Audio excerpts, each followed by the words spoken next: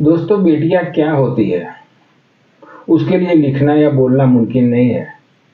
दुनिया का कोई भी व्यक्ति पैर गीले किए बिना समुद्र पार कर सकता है, लेकिन आंखें गीली किए बिना अपनी बेटी को ससुराल विदा नहीं कर सकता। बेटी जो कुछ भी मांगे वो दे दो साहब। अगर बेटी बड़ी हो जाने के बाद आप कुछ भी दोगे, वो यही कहेगी कि इसकी क्या जरूरत थी पापा। किसी बेटी ने तो ये भी कहा है कि पापा से ज्यादा मुझे शाम प्यारी होती है, क्योंकि पापा तो मेरे लिए शाम को खिलौना लाते हैं, लेकिन शाम वो तो मेरे पापा को ले आती है। बाप चाहे जितना भी गरीब क्यों ना हो, लेकिन बेटी जब कुछ मांगती है ना, तो उनकी जेब खाली नहीं होती। दोस्तों, ऐसे ही एक बाप की दर्द भरी दास्तां लेके आया हूँ। आई होप ये कहानी आपको अच्छी लगेगी। नमस्कार दोस्तों, मैं कीर्ति सोनी आपका स्वागत करता हूँ।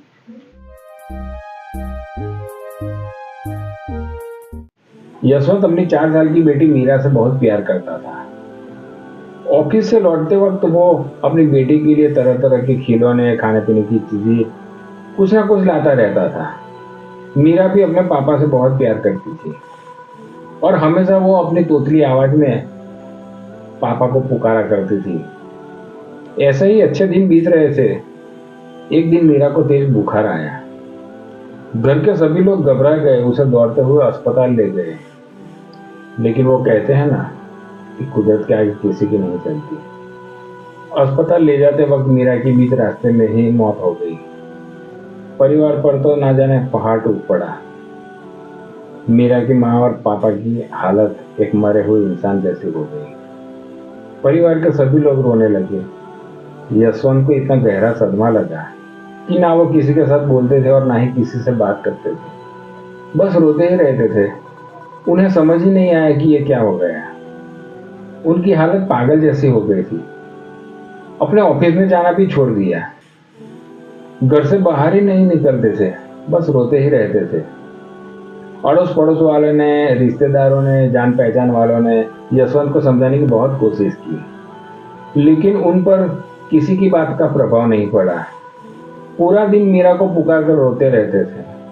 एक दिन रात को वो मीरा के बारे में ही सोच रहे थे और उनकी आंख लग गई। वो सो गए और उनको एक सपना आया। सपने में उन्होंने देखा कि स्वर्ग में छोटी छोटी सैकड़ों बच्चियां परी बनकर घूम रही थी।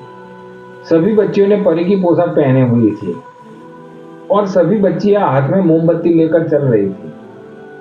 तभी उन बच्चियों में यशवंत को मीरा दिखाई दी और मीरा को देखकर ही बोले, अरे बेटा, ये क्या है? मेरी प्यारी बच्ची, सबकी मोमबत्ती जली हुई है, तुम्हारी मोमबत्ती क्यों बुझी हुई है? तुम उसे जलाती क्यों नहीं? तब मीरा कहने लगी, पापा, मैं तो बार बार मोमबत्ती जलाती हूँ, लेकिन आप इतना रोते हो कि आपके आंसुओं से मेरी मोमबत्ती बुझ जाती है। ये सोचकर यशवंत की नींद टूट गई।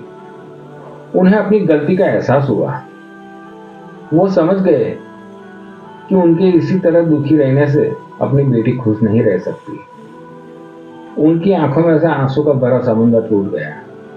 वो रात को इतना रोए कि उनकी आंखों से आंसुओं का सैलाब बहने लगा।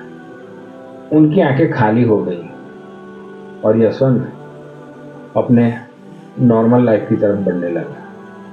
दोस्तों, किसी करीबी के जाने का गम शब्दों से बयां नहीं किया जा सकता, पर कहीं ना कहीं हमें अपने आप को मजबूत करना पड़ता है और अपनी जिम्मेदारी निभानी होती है।